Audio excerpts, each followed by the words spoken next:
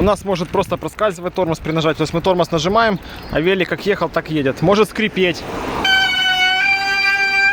Это все попадание масла, непритертые колодки и прочая белиберда, которая происходит с тормозами. Ребята, всем привет! Смотрите, на канале у меня есть видео по настройке ротора, по настройке машинки.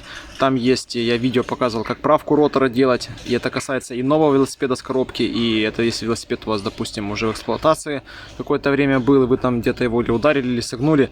Ну, короче, это регулярная процедура поправки роторов по настройке, она необходима. Но еще есть важный момент, это притирка тормозов. Я не часто говорю, нужно притереть тормоза. Новый велосипед вы купили, сделали притирку, настройку, притирку тормозов, и тогда не работает. Но и на великах, которые уже в эксплуатации ездят, после переборки, после замены колодок, после, возможно, дождь там какой-то, или где-то вы поехали, попали в какую-то грязь, после настройки или когда трогаете руками, лучше никогда вообще ротор руками не трогать, потому что руки могут быть жирные, грязные, это лучше избегать, ну, вот этих всех моментов.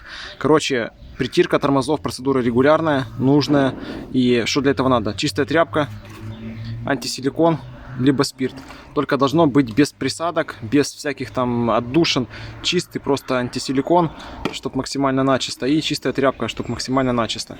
И сейчас протираем это все, протираем колодки, протираем ротор. Если колодки у вас чистые, можно просто вытирать ротор, оттормозиться пару раз, проехаться, еще раз ротор вытереть, оттормозиться, еще ротор вытереть.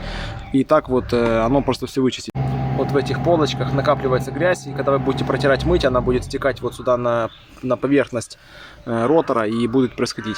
Это будет одинаково для такого ротора, там это 203 ротор, для 160-х роторов, для любых роторов, короче, эта тема актуальная для механики, для гидравлики, принцип будет не тот же.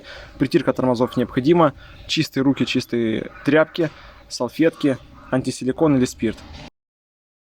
Можно ехать так, вы можете зажать тормоз и крутить педали, поставить скорость какую-то более облегченную передачу, чтобы вам было легко крутить. На зажатом тормозе вы можете крутить педали до того момента, пока с ротора не пойдет дым, но это надо долго, много, и если ротор топнул в масле, то или колодки, допустим, машинка начала пропускать, колодки в масле, их надо прокалить, прочистить и потом ехать. Но на это надо много времени. Или можно зацепиться за кого-то, и чтобы вас протащили на тормозах, и это все будет гораздо-гораздо быстрее.